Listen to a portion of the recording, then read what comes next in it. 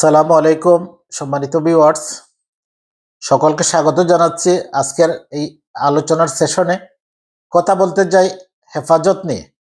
হেফাজতে ইসলাম বাংলাদেশ, আপনারা নিশ্চয় জানেন হেফাজতে ইসলামের প্রেক্ষাপট যখন যুদ্ধ অপরাধের বিচারকে কেন্দ্র করে এবং জনাব কাদের মোল্লার ফাঁসির দাবিতে শাহবাগে ব্লগাররা, অ্যাক্টিভিস্টরা এবং সরকারের শ্রদ্ধা বরণে তারা আন্দোলন শুরু করলো। কোয়াতে কাদের মোল্লা ফাঁসি চাই, ফাঁসি চাই। ঢাকা শহরের সবচেয়ে গুরুত্বপূর্ণ স্থান, যেখানে চার রাস্তার মিলনস্থল, এখানে তারা দিনের পর দিন, মাসের পর মাস তারা সেখানে বসে পড়ল।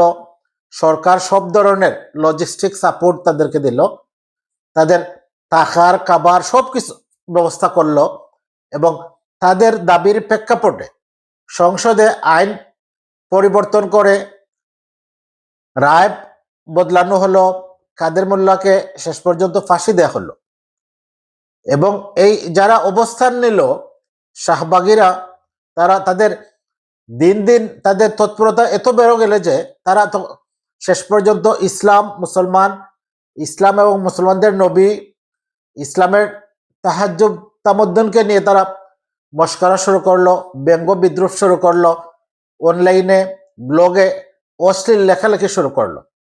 ঠিক তখনই বীর চটলার সিপাহ সালার আল্লামা শাহ আহমদ শফির নেতৃত্বে, জুনায়েদ বাবুনগরের নেতৃত্বে হেফাজতে ইসলাম নামে তারা গর্জে উঠল।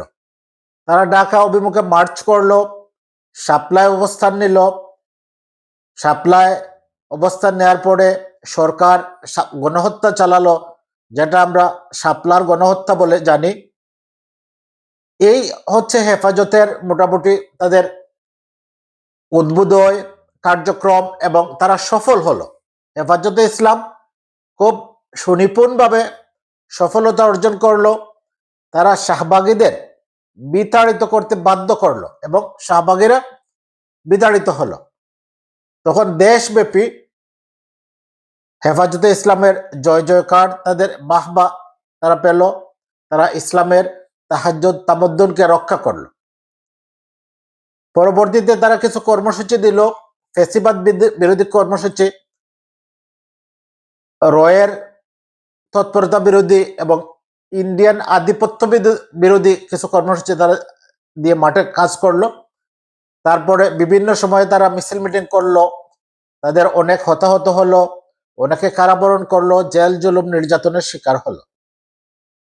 এ পর্যন্ত ঠিকই ছিল। ফ্যাসিবাদ এবং স্বৈর শাসককে বিতাড়িত করতে হেফাজতে ইসলামের ভূমিকা অনস্বীকার্য। ইভেন কি 24-এর বিপ্লবে হেফাজতে ইসলামের ভূমিকা খুবই গুরুত্বপূর্ণ এবং হেফাজতে ইসলাম সংশ্লিষ্ট বিভিন্ন গোষ্ঠী, বিভিন্ন রাজনৈতিক দল ইসলামী গণনার তারা পরিশ্রম করেছে, নেতৃত্ব দিয়েছে, শহীদ হয়েছে, আহত হয়েছে, নিহত হয়েছে, সবই ঠিক আছে। দেশকে ফ্যাসিবাদ মুক্ত করতে গিয়ে, স্বৈরাচার মুক্ত করতে গিয়ে তাদের অবদান অনস্বীকার্য ছিল এবং এটা ইতিহাসে থাকবে। কিন্তু এখন ছাত্র জনতা এবং জনতার বিপ্লব পরবর্তী সরকার, এটা জনগণের সরকার। এখন হেফাজতে ইসলামের কার্যক্রম তো আর থাকার কথা না। সাধারণভাবে হেফাজতে ইসলাম নিষ্ক্রিয় হয়ে যাওয়া দেশ এবং জাতির জন্য কল্যাণকর। যদি কোনো প্রেক্ষাপট হয়, কেউ ইসলামের বিরুদ্ধে, মুসলমানদের ইমান আকিদা তাহাজ্জুদ তামাদ্দুনের বিরুদ্ধে কথা বলে, মস্করা করে, ব্যঙ্গ বিদ্রুপ করে, তখন না হয় হেফাজত আবার তাদের স্বনামে মাঠে থাকলো। কিন্তু ইদানিং আমরা লক্ষ্য করছি যে হেফাজতে ইসলাম রাজনৈতিক শক্তি হিসাবে আবির্ভূত হওয়ার চেষ্টা করছে, যা কোনোভাবেই কাম্য না। কারণ এখন হেফাজতে ইসলামের নামে কোনো তৎপরতা, কোনো কর্মসূচি দেয়া মানে হচ্ছে এটা ফ্যাসিবাদের পক্ষে যাবে। কারণ হচ্ছে এই সরকার হচ্ছে ফ্যাসিবাদ বিরোধী আন্দোলনের ফসল। এখন এই সরকারের ছত্রছায়ায় অথবা এই সরকার থাকা অবস্থায় যদি হেফাজত রাজনৈতিক দল হিসাবে মাঠে আসে এবং বিভিন্ন নিবন্ধিত ইসলামিক রাজনৈতিক দলকে এখানে অ্যাকোমোডেট করে, তাহলে আমরা জানি পার্শ্ববর্তী দেশের রয়ের যে তৎপরতা, বাংলাদেশের ভাবমূর্তিকে বিশ্বে জঙ্গি এবং মৌলবাদী হিসাবে চিহ্নিত করা, এখানে মানে বহির্বিশ্বে ইসলামের নামে অপতৎপরতা দেখানোর যে তাদের মাস্টার প্ল্যান, পরিকল্পনা এবং তাদের যে কার্যক্রম, ইভেন সনাতন ধর্মীদের দিয়ে তারা যে কার্যক্রম দৃশ্যমান হচ্ছে, এটা যদি হেফাজতও যদি এখানে অ্যাক্টিভ থাকে, তাহলে দিন শেষে এটা ফেসিবাদের পক্ষে যাবে তাদের অ্যাক্টিভিটিস গুলা।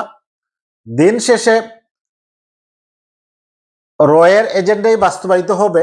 কারণ হচ্ছে এখন আমাদের দেশ গড়ার সময় কারো কোনো উস্কানিতে জাতীয় এবং আন্তর্জাতিক এক্সটার্নাল এবং ইন্টারনাল কোনো উস্কানি, কারো কোনো মদদে যদি হেফাজতে ইসলাম রাজনৈতিক তৎপরতা চালায়, তাহলে দেখা যাবে এটা মানে এটা ইসলামেরও বিপক্ষে যাবে, দেশেরও বিপক্ষে যাবে।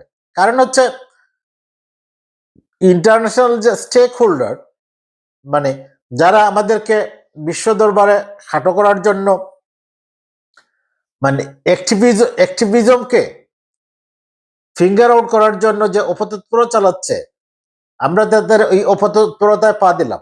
মানে হেফাজত যদি কার্যক্রম চালায়, তারা ওই বিভিন্ন গোষ্ঠীর অপতৎপরতায় তারা পা দিল। তার ফলে রেজাল্ট কি হলো? রেজাল্ট হলো যে মানে তারা তখন আঙ্গুল দিয়ে দেখাতে পারলো, দেখেন এখানে মৌলবাদের উত্থান ঘটেছে, জঙ্গিদের উত্থান ঘটেছে। যে বয়ান দিয়ে শেখ হাসিনা তার ক্ষমতাকে প্রলম্বিত করেছিল, ফ্যাসিস্টে পরিণত হয়েছিল এবং মনস্টার রূপ ধারণ করেছিল। সম্মানিত ভিউয়ার্স, আমরা মুদ্রা কথা যেটা বলতে চাই, এখন হেফাজত তার কার্যক্রম মানে গুটিয়ে ফেলা উচিত। তাদের মানে কোনো কার্যক্রম না থাকাই ভালো হেফাজতের নামে। যারা ইসলামিক রাজনৈতিক দল আছে স্বনামে, যাদের নিবন্ধন আছে, তাদের মধ্যে ইন্টারনাল মানে নির্বাচনী কোয়ালিশন হতে পারে। যদি হয় এটা খুবই ভালো এবং তারা স্বনামেই তাদের কার্যক্রম চালানো উচিত। তখন মানে স্বার্থান্বেষী মহল, বিভিন্ন এজেন্ট যারা, তারা এখান থেকে কোনো ফায়দা পাবে না। এই ছিল আজকের মতো। সবার জন্য শুভকামনা। আল্লাহ হাফিজ।